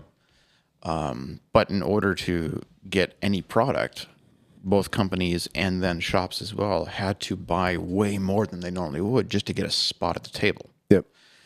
And then stuff starts to trickle in and they're like, oh, finally, a little bit of lifeblood. Here we go. And then the gates opened. Suddenly, when there was not as much issues with the supply chain stuff, it just rushed in and everyone had way too much. And I think I had a little bit of a unique spot where I was because we were a small shop and I bought it during the pandemic. And there was a weird thing with the timing where, because of when the transition happened, we couldn't place orders because I wasn't I remember that. I wasn't even like sure if I was going to become the owner or not. Right. And so we didn't want to preemptively place orders that then we'd be on the hook for. Right. So we never got anything for like the first year at least. And so the shop was pretty empty. Yep. I remember there was one period of time where I think I had 2 new bikes on the floor and the rest were all my personal bikes. I remember that scene. Yeah. Yeah, I was there during it was empty. Yeah. Big tumbleweeds rolling by and everything. And it was nice for buying the shop because the inventory was pretty much not there at all. Right. So I wasn't allowed to buy too much because there was just no way to do it. And so then when things started to kind of go in the other direction, I was there just kind of taking what was trickling in, what they would allow me to. And a lot of the times it ended up being stuff that like, okay, if someone else wanted to cancel an order, then I could maybe like get a little bit in on the action. Right. And it gave me just enough to be able to get by. And I feel like that was kind of the grace that I got from the situation, like the silver lining for it. It was also kind of partly intentional too, because I just didn't, I in general for business, I disagree with the idea of rapid growth because it's just not sustainable. No. And so I wanted to kind of just like do it a little bit at a time. And I love where I am. So I have no intention of like moving the shop anywhere because I love that space. And I didn't want to try and push it too fast. So just the slow and steady way did well for us. Where do you see it going? Because what I'm hearing, and this may not, I don't know how true it is or not true, but I hear that it's tough. Companies are struggling. Shops are struggling. What's going to be the thing that allows for a correction in a positive direction? I think at every level, both big companies and all the way down to like the little shops like mine, it's not enough to sell someone a bike. You have to, it's also your responsibility to give them a place to ride it. give them a community to be a part of. That's kind of the direction that I'm taking with it anyway. Like my focus is on trying to develop the service department. I've been trying to invest in that a little bit over the last few years. Yeah. Just because you're always going to need to fix your bike. So is your community aspect sort of your Alley Cat series and the bike packing trips and stuff? Exactly. Yeah, we got a pretty stacked event calendar throughout the year. I mean, it started in January with our chili cook-off. Yep. And then we did a little party ride at Standing Rocks and just outside of Stevens Point. That was fun. Wasn't there, do I recall a story a couple of years ago that you went hard in the paint at the chili cook-off, maybe consumed more than you should have? I ate them all. And didn't you pay the penalty afterward? That's the story I recall. Yeah, I was out of commission. Okay. I didn't fully understand that some of those people were just there to Cause pain. cause pain. Yeah. Cause they weren't pain. they weren't there on a gourmet level. They were Okay. there to Yeah, looking at you, Tim Liepert. So you're saying cause deliver culinary pain to the gut? Yeah, the guy just dumped a bunch of Carolina Reapers into his chili and said, "Here you go." Well, I will say this, because what I have learned through the past year working with Mark and watching his lunch sequence, this guy takes food very serious. As he should. Yeah, he does. He does. I come into every day with no plan where my food will come from. This dude, I mean, he's bringing in like 5-star shit. I eat. It's for real, man. Like it's a process. I appreciate it. That's awesome. All right. So anyway, sorry. That was a tangent. Back to the Alley Cat and the community building. One of the guys in the shop, Devin, he had a really phenomenal idea about how to continue building the community in the Oshkosh area, and it was to introduce Alley Cat races, where we kind of do it's like a scavenger hunt on bikes. Yep. And give people a list of places, but no route. And we make sure that we bold things or italicize things in the text as needed so that people can Google it and they can kind of figure out where they need to go. And then they plan their own route. We give them about 10 minutes to do that. And then there's the required stops and there's bonus stuff along the way. And it's just kind of a way to bring people together on bikes and get them to explore the city. And I've had some pretty cool experiences with it. There's been some people who would come from out of town and they were like, I don't have a team. And I'd put them together and they ended up becoming really good friends. And they've come to a bunch of them subsequently as well. Yeah, that's cool. I think people are generally looking for that type of thing. They're looking, I think you're onto something there where the shop should be something more than something that sells products to people. Exactly. That I come from a sales background, and the thing that always drove me crazy in sales was that I felt like they weren't telling us to sell people what they need. Like I wasn't really being trained to ask a lot of questions to first understand what the person's need was. It was just go out and sell them this, and we'll give you $2 per case. They'd incentivize it.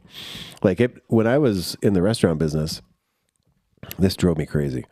So manufacturers will bring out spiffs on products that they want to sell. So, they know every salesman on the planet's a greedy son of a bitch. So you throw a nice fat spiff out there per case and you give a guy a month to go rack up cases on the truck, he's going to do it. Or, a woman too. But I would go, the way I always looked at it was like, okay, I can make myself money by selling this to every person in my route. But is it the right product for their business? And also, if I'm here to do what's right for their business, am I doing the right thing by effectively selling everybody exactly the same product? Because now there's not things that necessarily sets them apart from each other. So it was always for me kind of like a moral dilemma in how to approach it. Part of that honestly might be driven by the fact that I'm not motivated by money. So the spiffs never affected me. Yeah. I didn't give a shit what the spiff was because I'm going to only sell somebody what I think is good for their business. Free and clear what it makes for me. Yeah, exactly. So I don't know.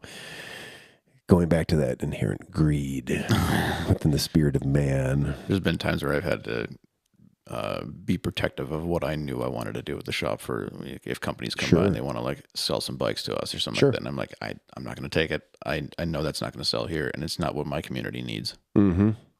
So if I know you said early on touring, bikepacking, that's kind of what you want the shop to specialize in, right? Yeah. Adventure. How has that influenced your inventory? It's made me try to see what I could do for bringing in gear. Like we're trying to expand into the outdoor industry a little bit more and, actually get just like generic outdoor gear. Okay. The brands that we work with too, they tend to have some pretty decent stuff for adventure stuff. And, take bags, for instance. I try to be a little bit picky and choosy with what bags I bring in for the shop and make sure that it's like decent, tried and true, tested stuff. And then if it's anything new, I actually want to like be able to use it. When you're saying outdoor gear, are you saying stuff that would be used on or off a bike? Yeah, like a camp stove. Okay, gotcha. I've got little pocket rocket stoves. Yeah. Okay. So stuff that you would use for bike packing and touring. Yeah, exactly. Got it. But we kind of skew in that direction. I've also had to learn a lot about electricity because I had to learn how to do dynamo stuff. Yeah, and which it seems like you do a lot of. Yeah. We actually do a fair amount with it. It's pretty cool to get things all set up. There's a guy from I think the Rhinelander area, Todd Sean. He was in the shop recently and just had me wire up a new headlight for his Salsa Fargo. And so built a wheel for him and got everything all wired up, and it's going really well for him. He just sent me another email the other day just saying how much he loved it. So the dynamo thing is still going. Yeah. Strong. And there's development in that world too. There's like better equipment, better lighting systems, and there's right now I'm actually working with one of my employees who has access to like some 3D printing stuff, and we're trying to see if we can simplify the wiring a little bit and create our own kind of like wire harness or junction box kind of thing. Do you want to talk through real quick? Give like a high level overview of what we're talking about. Like if somebody's listening to this and we're talking about dynamo and they're like at home, like what the fuck is a dynamo? Sure. Yeah. Let's just talk through the system. Yeah. Dynamo hub is like on your front wheel, you got a little hub there in the middle of the wheel. And inside of there is a system of magnets and like metal coils that when you move them, it creates, I think it's induction, I believe is what it is. And it generates an electrical current. And so when your wheel spins, you're generating a current that can be used for things like powering a headlight or taillight or charging devices. If you've got like say a Garmin or a Wahoo computer or something like that, you can actually keep it going for longer on a backcountry adventure by utilizing the power that you're generating just from the wheel spinning. And so we try to source out the best hubs for doing that, right? And some of the best equipment that you can use to kind of. What's your favorite hub right now? Oh, it's always going to be the Sun 28 Dynamo. So So the hub can run your headlight and a taillight, right? Yeah, I think they're great. Now, I mean, if you're just doing cross country riding, 20-mile rides, cross country races, obviously you don't need a dynamo. But I don't know, like for any of the stuff that we've done or that you do, or just bike packing in general, I think they're absolutely fantastic. I've even got them actually on some of my commuter bikes too, just because. Absolutely. Like on the big dummy. Yeah, I've got Mark's old Surly big dummy, and we put a dynamo on that thing. And it's just great because you don't ever have to worry about, did I put my light on my bike or did I charge my light or something? It's fantastic. It's great. And even from the charging component, I can't tell you how many times I'd hop on my bike, my phone's about dead. It's like, oh, shit. God damn it, I thought I charged that thing. Yeah, but if you've got the dynamo and the charging ability, it's not an issue. Exactly. Yeah, it's really, really sweet. What's the go-to brand?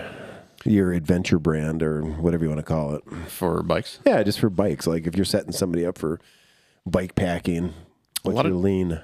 I've done the most work with Salsa. They've got a long history of doing the adventure bike thing. I think that was actually their marketing slogan for a long time. Tagline. Yep. I've got a Thai Fargo myself. That's a nice bike. Yeah, and that's... You have a Thai Fargo, don't you? I do. Yeah, that's what I thought. I built that one. You built that one. I did. And I think that's probably my favorite bike. If I had to like choose one bike in my fleet, that's probably the one that I would keep. But recently I've been doing a little bit more work with OhhSuuurre, kind of like the sister company to Wolf Tooth. Yep. And Man, they make a nice bike. Yeah. Oh, really nice bike. So you're setting them up for bike packing? Mm-hmm. Yeah. The people who I know that own an OhhSuuurre, is it the Wojtek? Yeah, the fat bike. Mm-hmm. Yeah.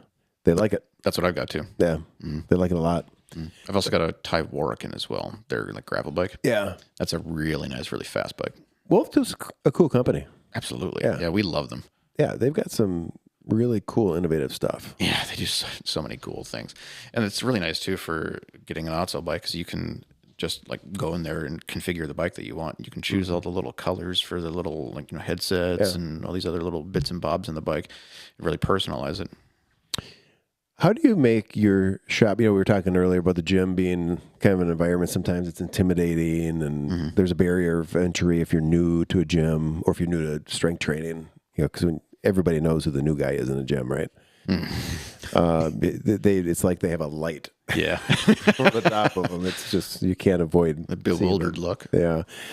But like in a bike shop too, I actually think, because I've been in a lot of bike shops, I think that the shop scene sometimes can be intimidating. And maybe the word isn't intimidating. That's what I've heard people say about it. Yeah. How do you make a shop inviting and welcoming and like a place where somebody doesn't feel stupid when they come in asking questions? Because I have seen it. It's been done to me. It's been a while now, but it's been done to me where they just treat you like you're an idiot. Yeah, and I think it starts. And maybe it's getting better. It starts by asking questions, I think, and From the shop, yeah, like the shop asks questions, right? And just as simple as, "Hey, how's it going today?" Like, treat them like a human, Right. Imagine that. Exactly. And if there are people who will come into the shop and I'll be like, "Hey, how's it going today?" And they'll be like, "Oh, just looking." Like they're programmed to be defensive. Sure. Yeah. And you just kind of have to break through that a little bit and just treat them like decent people. And people will usually warm up to you. And asking them a lot of questions like, "Hey, is there a direction I can point you in?" Because at least that usually gets the thing started. And then the more you talk, the more questions you ask, the more they recognize that you actually care, not just about like making a sale, but also about like setting up someone who can be a future member of your cycling community. Right. And that's like one of the reasons why I do all these events and stuff is because I actually care about how I spend my time and I want to do fun things. So part of the reason for me doing the community building stuff isn't just for the business growth. It's because that's what I want to do with my time and my life. Sure. Well, it's in the involvement and it's probably enriching Exactly. your life. And so we always treat people like they are a potential part of that. And I think that's a little bit more inviting. So it's beyond just a financial benefit for you. Yeah. And if you can be good at communicating that, I think people are more receptive then. Yes. Communication also tends to be a struggle for a majority of humans. And I've seen true. There's that stereotype too about people working in bike shops and they're like, "Hey." Right. Yeah. They're just not very good communicators. Yeah. Yeah. I mean, your shop's good. And I think the shops in general are getting better, but Yeah. I think everyone is stepping up their game. I think that is an important thing to point out, that if your relationship can be based on more than a product you want to give somebody or sell somebody. Yeah. If you look at it more as an investment, whatever your interaction is more of a investment into the person, even if it's just knowledge. Yeah. Maybe the person leaves knowing more. Remembering their name. Right. That's a big one. Yeah. Remembering who they are. And that's always been a struggle for me just because I have a terrible memory for names.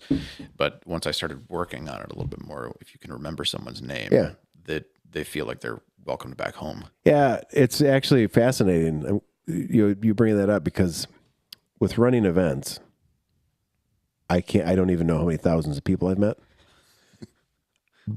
And I'm not saying that I'm good at remembering names, but I just tend to be able to remember names. And I can't tell you how often. Just yesterday, remember when Jeff stopped in here? He had a guy stop in, wanted to have me look at a couple bike packing routes that he's planning to do this summer with somebody. And he's like, when I sat down with him up front, he was like apologizing for interrupting me. And he's like, I know, you probably don't even remember who I am. And I'm like, no, Jeff, I know who you are. let's get at her here. And he's like, you remember me? People actually, you're right. If you remember them, it means something. Yeah. Because I think, and I don't even necessarily know if it's so much a fact that you're remembering them as much as it is a fact of how rare that is. Mm-hmm. Because most people just don't realize the value, and just letting somebody know that you know who they are beyond the sale you're trying to transact. Yeah. You know? Yeah, it's interesting. Something that just popped in my head when we were talking about, I'm curious for you, because I perceive that I see a different result in you. So when I was, and I talked to Rob Lee about this too. This is a training topic. Sorry, I'm shifting here. So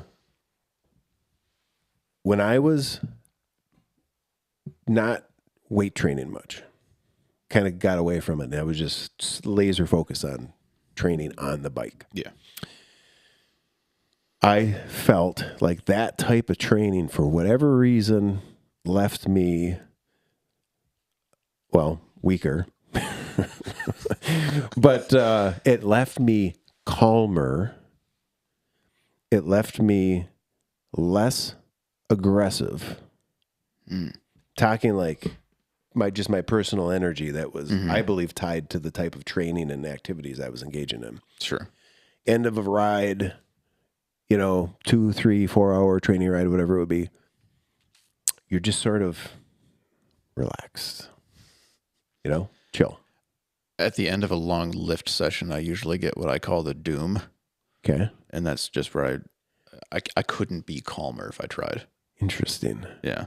That's also partly part of my demeanor, I think, just because I've generally been a pretty low key person. Yeah. And I never get I don't do smelling salts or listen to loud music or anything. Right. My gym, the only noise you will hear is the plates. I don't even play music at all. There's no Shakespeare softly in the background. No, okay. I will admit there was one time where I did go for an attempt and I did play some music, and it was orchestral music. Of course it was. Of course it was. Yeah, but that's always kind of the approach that I've had, and I can amp myself up internally, but it's nowhere near what a lot of people do when they lift. And so for me, I've actually always found it really calming and meditative to do lifting. Okay.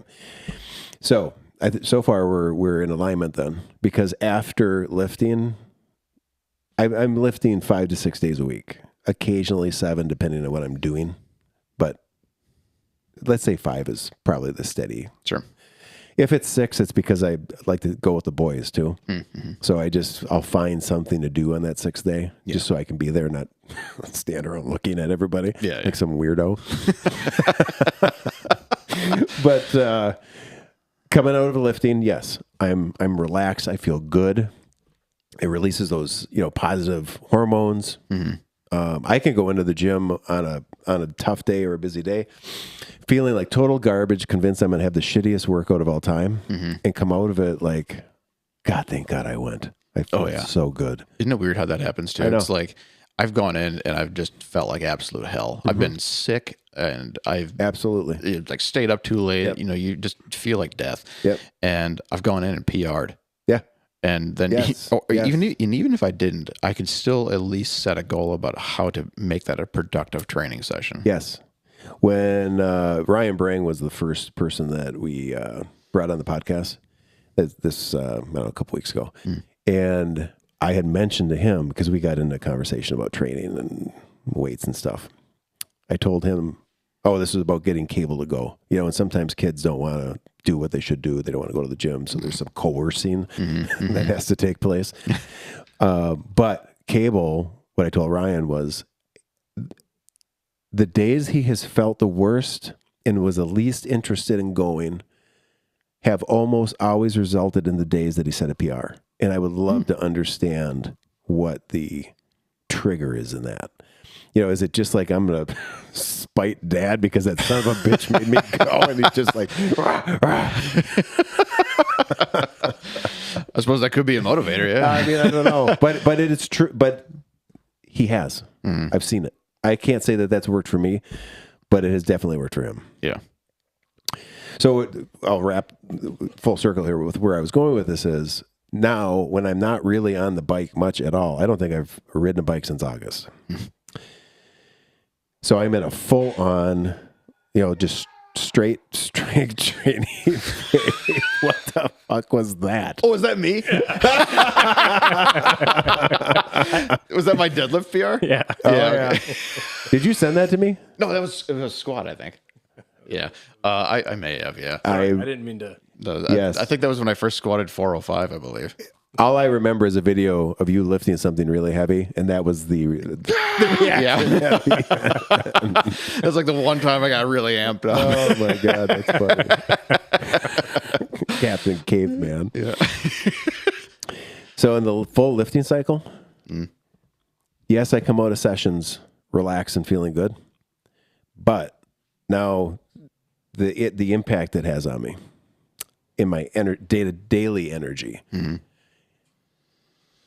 And this is the part I talked to Rob about, because I'm like, is there something to like the training effect of strength training versus endurance that's creating this issue? Because on the endurance side, when I'm doing that heavily and not lifting much, I'm relaxed, I'm more mellow, more the kids would say chill. The kids would say. In full lifting mode, consistent full lifting mode, chill is one thing I am fucking not. Yeah. It's more, I would just say I'm generally default aggressive. Seriously. But I don't see that. I know you lift a lot. Yeah, I suppose maybe to a smaller degree. But yeah, I mean, I do get a little bit more, I suppose, kind of energetic when I'm in the midst of training. But the thing is a lot of times I'm spending so much time recovering from stuff that I like. Yeah. If that weren't an issue, sure, then I would probably be a hell of a lot more aggressive. I have noticed recently that now that I'm kind of like reaching the end of some developmental work and I'm getting more into kind of like peaking for strength. I've noticed that I'm interacting with my environment with more force. So like I will grab things more more aggressively, and I will interact with things a little bit more aggressively. And I think there was one day where I was like trying to wrench on something on one of my bikes, and I got a little carried away, and I was like, oh, fucking thing. So it does happen a little bit, I think. But yeah. I think that in the summer when I'm spending more time riding, I am more energetic. So, and it's probably just because I'm not spending so much time recovering. Probably. When I talked to Rob about it, he said, and I'm going to have to give just a very general description of this because I don't remember all the technicality and I don't want to misspeak, but he basically said high level endurance, ultra endurance training for whether it's cycling or running, that is taxing a different system within your body than what you are working and taxing when you're strength training and lifting heavy weights and just going hard in the gym. Yeah. So he said he was not surprised to hear the change between the two modes of training. He said he would expect it. It's, I mean, just merely speculation, but I would imagine that there's probably more cortisol that's involved with endurance training. Probably. And so like that stress hormone might kind of just like bring you down a little bit. Kind of curious how the lifting versus endurance training impacts testosterone levels. I mean, there's all kinds of speculation out there. Yeah. I think I've heard that it might, like, if you're spending more time strength training, there might be elevated testosterone levels. It wouldn't surprise me. But do you use any supplements? The only thing I use is creatine. Oh, you do? Which one are you using? Just creatine monohydrate. It's the only one that you should use. Okay. Because everything... Brand? I just switched, actually. They make gummies now. Jeez. Did you know this? Oh, he knows about gummies.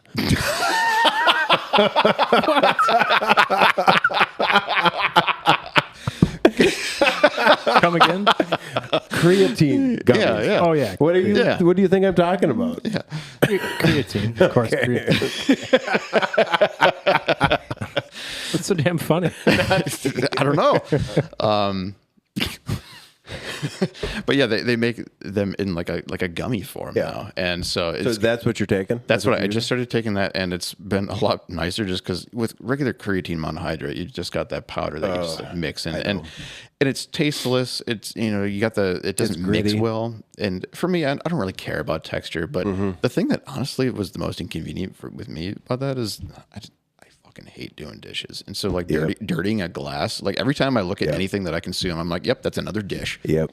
And so I couldn't stand it, but now I just pop these gummies, and I'm like, yeah, sure, that's it. 1 serving, 2 servings a day. What are you doing? Anywhere from 5 to 10 grams. Grams a day. It's grams, yeah. And it's just because there is something to consuming more if you just weigh more, and so there's kind of like a rough idea of like how much you weigh in kilograms versus like how many grams you're consuming, and I mean it's like I think it is the most studied sports performance thing out there, and it's got like basically no drawbacks to it. It has benefits even for cognitive function as well. Yes. The only thing that really people ever get antsy about is they think it's bad for your kidneys, but it's because of a misunderstanding about cause and effect when it comes to creatinine. Yep. And so like when they do your renal test on you, they'll look for serum creatinine levels. And if they're high, then they're like, oh, this person's like kidney failure. Right.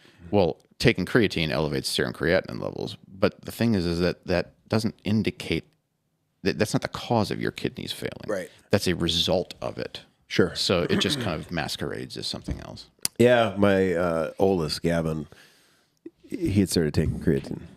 And he must have been out, becoming Dr. Google and identified some of the literature about kidney failure or for it being bad on your kidneys. So he had some questions about it, which I'm glad he asked. But I'm like, there's absolutely no downsides. Yeah, there really isn't. Like everyone and their grandmother should be on it. Yeah. Yeah. I think right now I'm just using something from, it's a Jocko product. Yeah. And it's just monohydrate. Yeah. It's the stuff you should be taking. Nothing else though? That's it. I mean, occasionally protein powder. Yeah. You have a go-to on that? True Nutrition is what I've gone with. Yeah. How many grams in a serving? I think one serving, like a scoop from them is like 27, 28 grams. Do you watch your protein? Like you tracking how much you're consuming? I was just going to say, I watch it cook in the pan. But I kind of do. I will. You're sensitive to making sure you're getting enough protein? I got to cop to it. I'm shit with diet. Okay. Like that's the one area where I have to improve if I want to continue to like make gains consistently. Is I need to watch my diet and I need to sleep better. Those are the big things. And unfortunately, that's like the main component for recovery. Well, especially sleep. Yeah. But for me, I try to just kind of skew in the direction of eating a lot of protein. Like if I am going to be consuming anything resembling a meal, it's got to have some sort of protein component and usually something that's got complete amino acid profile. So like just if I'm eating something that's all plant-based, then I usually try to find something that's not.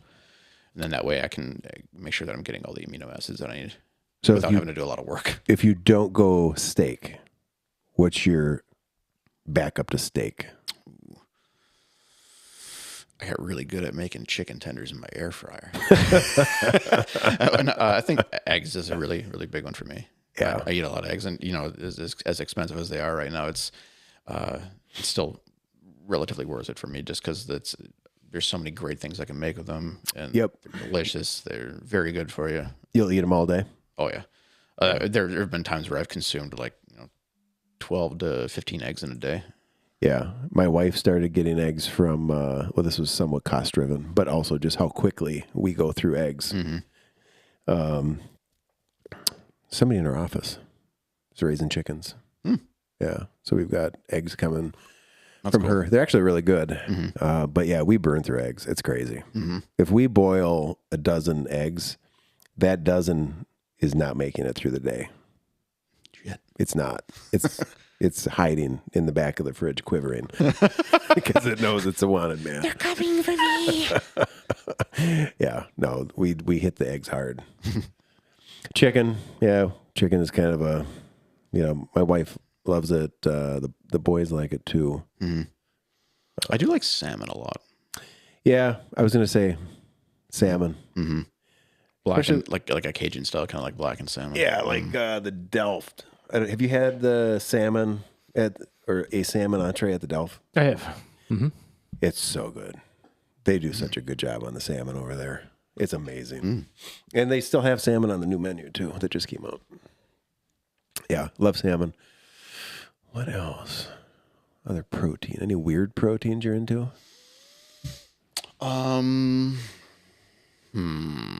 Not really, no. I'm pretty conventional with my diet. Yeah. Yeah. Do you cook a lot? I mean, I had to learn when I was doing carnivore. So I had to get really good at using a cast iron. oh yeah. Yeah. I had to learn like exactly how to do seasoning correctly and what it actually is meant for. Give me the high level understanding on carnivore. Just meat? Yeah, it's for me the way that I treated it was meat, eggs, butter, a little bit of cheese and salt. That's it. Pretty much my diet. For how long? A few months. Yeah, it was great. I wanted to see, because I've heard so much about it, and over the last year, I made a new friend. I started coming to some events through the shop. His name is Vince Cateruccia. Oh yeah. And he talked to me a lot about it, and because I know that that's kind of his diet as well. Yep. And I know that my girlfriend had tried doing that for a little while with some good success, and I thought, I've done keto before, and it wasn't that bad. Sure. I don't really intend on doing a lot of lifting over the summer, so I don't need the power production. I could use the endurance benefits, so why not try it? And I started by easing into like a keto style thing, so just like anything that just didn't involve carbs. Okay. And then it's slowly, because of my limited time, in season at a bike shop, it can be kind of busy. Right. And so I didn't really have time for anything other than just like, okay, I have to make sure I get protein. So it's either going to be eggs or meat.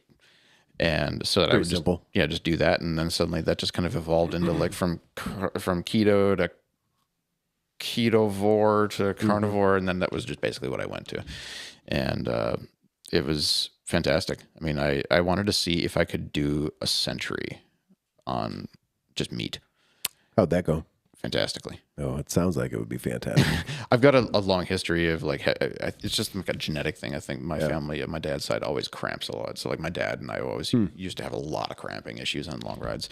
And I tried everything I could to try and, figure out my hydration and the nutrition aspect of it. And I think it was just kind of, we're geared more towards like the short bursts of high intensity strength, whereas anything that involves endurance, it was always kind of an issue. And I was talking to Vince about it, and he was talking about, I think it's ammonia production. Oh, like yeah? if you have a lot of musculature, you tend to produce a lot of ammonia, and that causes Just as a byproduct? Yeah, from like the cellular respiration or something like that, I think it is. And so, doing things to try and mitigate that was an important thing. And so I tried to, apparently it's for glycolytic processes, it's a component. So I just went more with like fat-based stuff, and it seemed to work really well. I didn't cramp at all the entirety of last summer. And I did the century on that, and I just loaded up my jersey pocket with a bunch of meat sticks.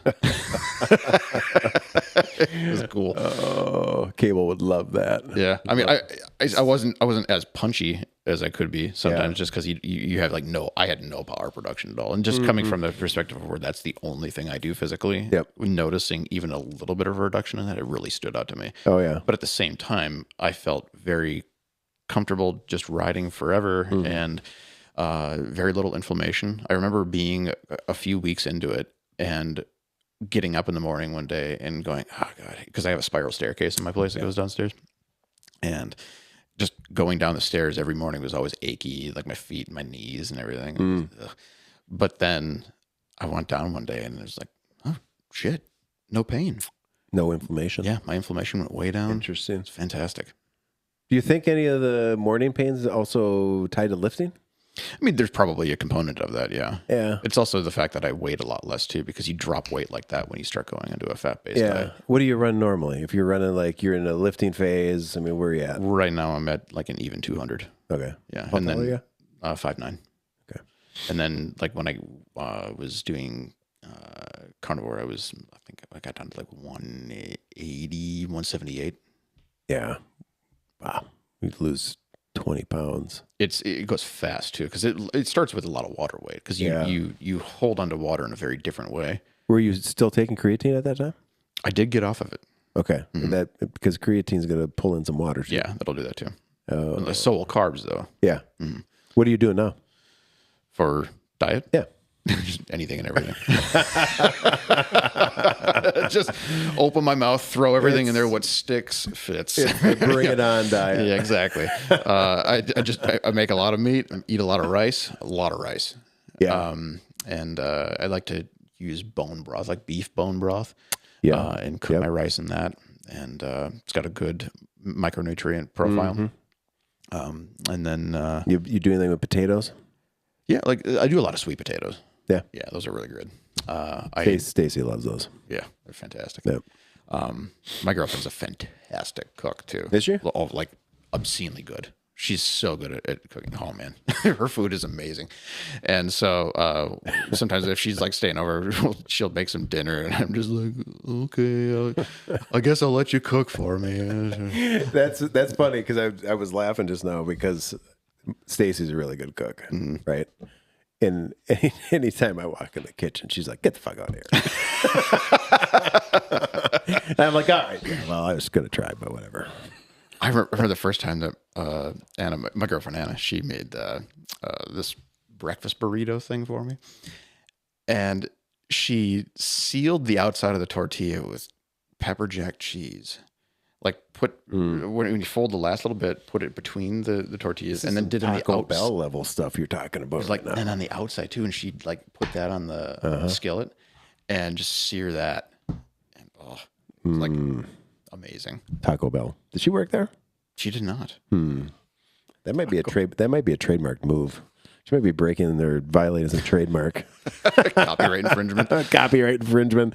Well, don't they wrap their tacos and shit in like ridiculous cheese blankets and whatever? I mean, I don't eat there. Oh man, the last time I ate a Taco Bell, I think it had to have been like 25 years ago, probably. The last time that I ate at Taco Bell was with Dave Whaley. This is a year or so ago. Apparently, Taco Bell is his go-to for handheld breakfast. Okay. And he convinced me. He's like, "It's really good." I'm like, "Oh, fuck. Okay, let's try this." Never again. Are we talking like Mark Chili cook-off levels here? Oh, it just was not good. I was off center the rest of the day, man. It was not good. He and I, we share a love for roller dogs. Oh, I'm like, what? We have that in common, but Taco Bell, you're gonna have to go alone, Dave. So. Yeah. Funny. So we're gonna be. I was curious about this. I hadn't even considered this. We're gonna be shooting guns later. Ooh, yeah. Have you shot guns? Do you shoot guns? Mm-hmm. Yeah, my paternal grandfather was one of the founding members of the Appleton Gun Club.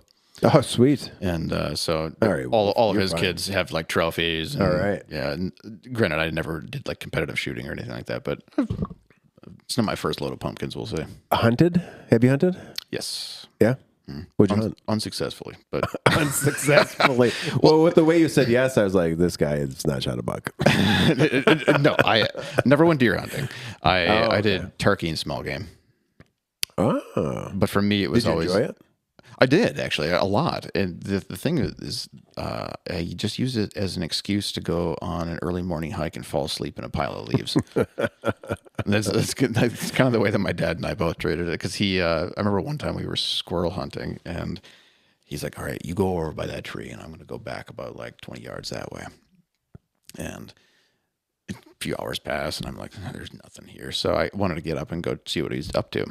I couldn't find him. He's gone.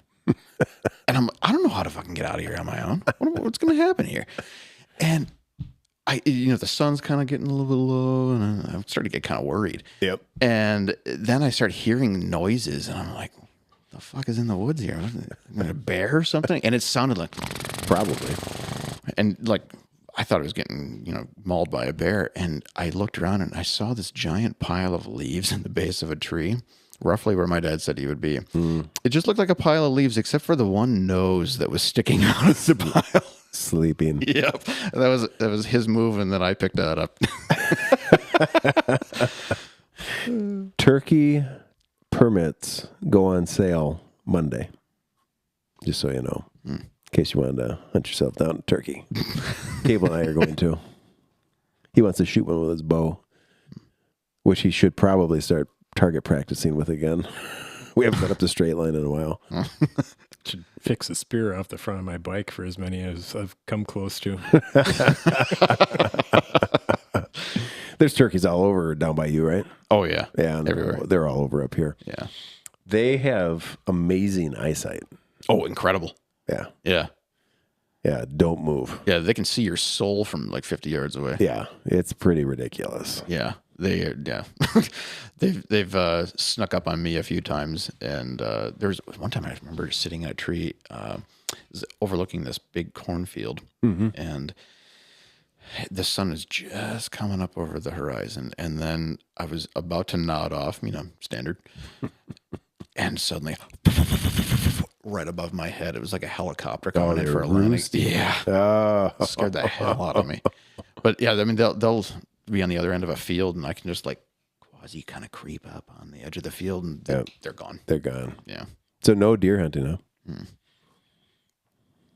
You've deer hunted. I have. Yeah. Have you shot? I have. Okay. Maybe we'll get you out there someday. It's fun just to be in the woods. Like when I'm free and clear of harvesting a buck, just being in it is enough. Yeah, that's kind of like the reason that I tell people I'm not a cyclist, I'm an outdoorsman. And cyclists will like go outdoors to ride their bike, whereas I ride my bike to go outdoors. That's just like my method of going out. Yep. But being in the outdoors is the thing that I care about. That's also why I feel comfortable hammocking, because I just love being in the woods. If there's no trees there, that's not where I want to be. Yeah. There's pretty vistas out there, like in the desert and mountaintops and such. But if there's no trees, fuck it. Remember when we tried pitching the hammocks on whatever day it was, day 5 or whatever, during the second ride at the casino? Oh, yeah. You remember that? Yeah. I think it was 3 trees and 3 hemp. Yeah. There were like no trees. We were like affixing to like a tree and I think I hooked up to a van. Yeah. A van and a tree. It was ridiculous. I did something similar like that on my tour too. I had to hook up to a support that was coming off the side of a building, and then one tree. It was the only tree in the area. Yeah, I'm with you. If it doesn't have trees, although I will say this: mountains, I'll get down with mountains, even if it doesn't have trees, just to go up over the top of it, to go back down it to get back to the trees. But generally speaking, yeah, you gotta have woods. You gotta have it. Yeah, that's where I feel connected to nature. Yeah. I mean, there is a part of you that the only way that you open the door to it is to be outside. Exactly. You're not gonna open that. You're not gonna crack that door sitting on your couch watching TV. Exactly. Yeah. And you don't know it until you get outside and you have that moment where the door cracks open and you're like, what the fuck is going on here? Yeah. This feels right. Yeah. The last day of deer season this year. So Cable and I have hunted together since he was, 8. Well, no, actually he started hunting when he was 6. He'd be in the blind for 15 minutes. Anyway, this year, finally, he got to a point where he felt, we tested it last year, see if he could sit alone without me. So we had him sit in the blind, and then I was probably 150 yards away in another pop-up line. And I was basically just sitting there twiddling my thumbs, waiting for the text to come back here. He lasted an hour and a half or so. It was all good. This year, he was finally like, okay, I think I can do this. I think I can hunt alone. So we ended up spending a lot of time hunting separately this year, which was a totally new experience because I had actually grown to really appreciate that time with him. So I'm kind of sitting through deer season this year, kind of like fucking bummed out. Because I'm like, fuck, I'm all alone. This sucks. That was an adjustment for me. Plus, he shot the biggest buck on the property, that son of a bitch, out of my blind on opening day. And now I'm getting fired up talking about it. But where I was going with this is the last day. It's literally the last hunt. We went out and we decided to sit together from like 3 to dark. And halfway through that, I could hear a crow in the distance. And I looked at Cable and I said, listen to that. So we just sat together, dead silent. We just listened to this crow. And there's just something different about the nuance in that caw as it carries through the woods than if I'm sitting at home in my driveway listening to it. It's just, it lands different. Like, I'm going to say, you don't just hear it, you feel it. I felt it that afternoon sitting there. And he's like, yeah, it does sound different, Dad. And of course, it had to be a caw, too, because I mean, that particular nature noise stands out. Yeah. Yeah. That's why there's been so much poetry written about you know, raven caws and crow caws over the years. Yeah. They're amazing. Yeah. It's crazy to me how they can find, you know, after you've shot a deer, you got a gut, you field dress it, you got a gut pile. It's amazing to me how they find it. I don't care what you do to hide it, they find it. You can hide it in the deepest, darkest cedar swamp, and within a couple of days, those bastards are sitting on it laughing as you walk by. It's just going to happen. It's just unbelievable. You know, I don't know if it's scent that goes up in the thermals. I would imagine it'd have to involve that. How do they see it? Yeah. That's a good point. I don't know. I don't know how they see it because, you know, when you're in a cedar swamp, it's thick. You can't, I mean, I guess, I'm going from a position of thinking of human eyesight. I mean, I can barely see dick from right here, let alone 300 feet up in the sky. But yeah, it's crazy to me. There's got to be something with scent and thermals. Yeah, it has to be. We gotta look that up later. Crows, gut pile, scent, thermal. I think they've got it all mapped out. Oh yeah, they're dialed in to the nature matrix. They just know, man. When that gut pile hits the ground, they're like locked in, 100%. It's like me showing up for Thanksgiving. Locked in. A target lock on the turkey. I always try to make sure I do like a major deadlift PR on Thanksgiving because then I can go and just stuff myself. Feel like you earned it. Yeah. Do you guys do traditional turkey stuffing? Or generally, yeah. Last number of years we've gone to my uncle's house and there's been quite a nice little smorgasbord there. That's nice. What's your favorite from Thanksgiving dinner? Your favorite dish? I'd have to say, honestly, like just some dark meat turkey. Yeah. Simple. Yeah. Real simple. It's got good flavor. Protein. Yep. Have to. And then generally some sort of like cheesy potato thing. Oh, that's a must-have. Yeah. Cheese. I'm getting hungry now. Cheese on everything. Yeah. You probably have a lunch that you need to bust out, right? I mean, it's right around that time. Holy shit. Or did you already eat? I did lunch half hour before you got here. Oh, okay. That makes sense because, damn, it's 1:30. How long have we been down here? Get ready to eat again. Yeah. What did you eat for lunch? Like a masticholi, Italian sausage, heavy on the marinara. Damn. Very nice. Yeah. You weren't kidding. No. He knows what he's doing. I told you. We still really haven't figured out how to cook for two. Poor Billy. Yeah. Just because of the quantity.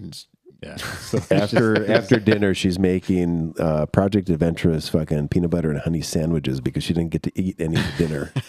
there's always plenty to go around. Should we hit the road? We got to get to camp. I'm for it. Sure. Let's hit the road. Yeah. Over and out. Oh, sure.